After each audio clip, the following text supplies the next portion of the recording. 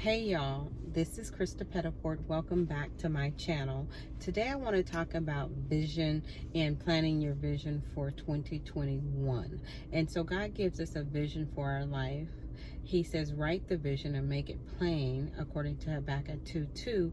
But then he says, I know the plans that I have for you. And so in order to find out what God's plans are, in order to get a vision for your life, you need to ask God what his plans are. But then there is this thing where you can have a vision, a dream, a goal, a hope for your own life, and that is perfectly okay. We are supposed to have God-given and God-driven goals so that we can have good godly success. And so today I just want to simply talk about, while I'm in this line, I just came from Costco and trying to get my grocery shopping done for Christmas dinner.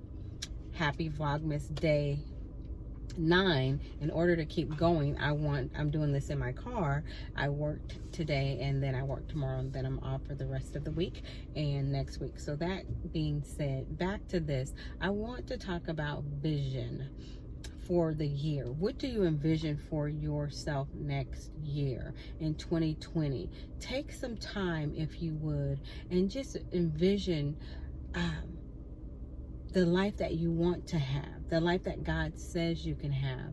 Oftentimes we can't envision ourselves at our best because we have too much inner turmoil going on. We don't have enough peace. We haven't dealt with the inner conflict, the trauma, the brokenness enough and healed enough to be able to see the good things that God has for us. We can't even envision ourselves in that. We can try, but it doesn't really come through. So as I'm in this line, I just want to share some things I wrote down about my own vision. And so for my vision, I want to, first of all, leave the past behind. But I want to, what I see for myself in next year is healing. I see peace.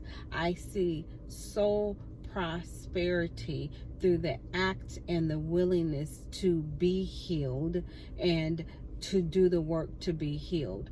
I see rest, a season of rest and joy. I see myself being laser focused. I see myself prospering in the things which God has given me to do. I see the Lord blessing the works of my hands. I see that as I am simplifying and letting go of all the unnecessary things and choosing to focus on that which really matters, that it becomes more profitable for me, not just in material ways, but spiritually, that what I do begins to build and to bear fruit because of my focus, because I am clear about it, because I'm doing it with intention and with purpose. I see myself no longer just doing things and throwing seed all over the place, but saying this is the field that God has given me to exercise my spiritual gifts and to be a witness in and to harvest, and then focusing my intention on there. Let me tell you what I mean by that. So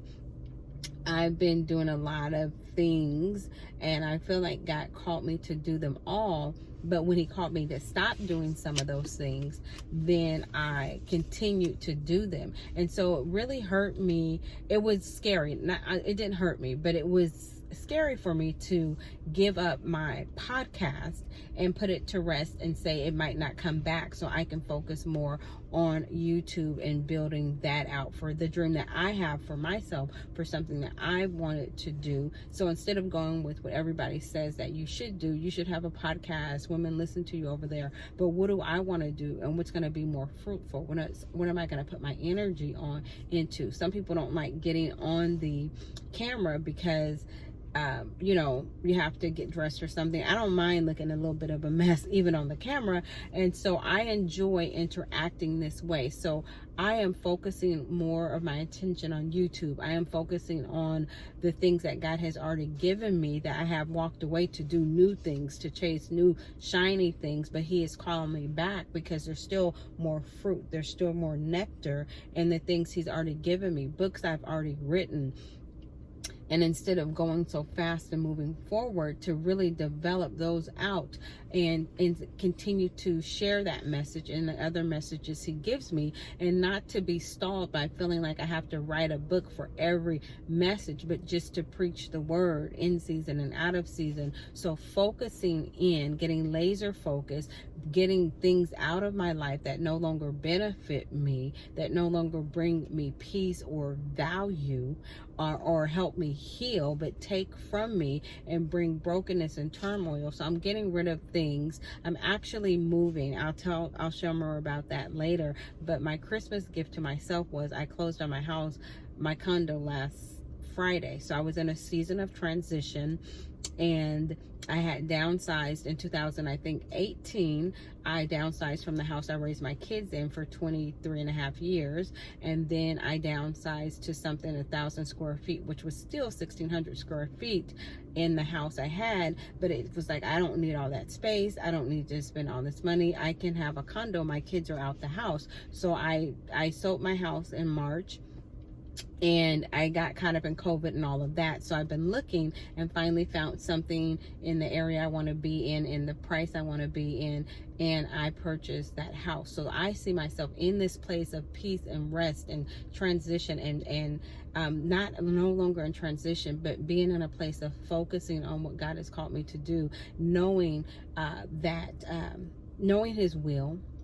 And that meant I had to give up women's ministry at my local church too. I've had to give up some things to pursue the ministry that God has for me to do, and the life that I believe he's called me to live, and who he's called me to be. And with that, some of those things don't fit. Some things I have outgrown spiritually because the vision is bigger than me. And so I am excited for the things to come. And I know that God is going to do mighty things in 2021 in my life. So let me know what your vision is, not just overall, but what do you see for yourself? What do you want for yourself? What are the things that God has spoken to you and said you could do, be, and have? And how does that fit into this season of your life? There's an overall vision, but there's some things, some smaller goals, and some things that God needs to move you forward in so that you can continue to go forth in his plan. And what does that look like in 2021 for you? Let me know in the comments. I wanted to share. I think I'm next in line at Chick-fil-A. Yes, I'm eating Chick-fil-A. Stopped at Costco. We don't even want to talk about that. My monthly friend is here. That is, so that means that I eat what I want on those days. But anyway, God bless y'all. I hope that you enjoyed this. Sorry for too much information, but I am doing Vlogmas 2020, and this is day 9. And I promised you guys that I would talk about vision. And so I've talked about vision. And if you want, I'm going to put the link to my Christian vision board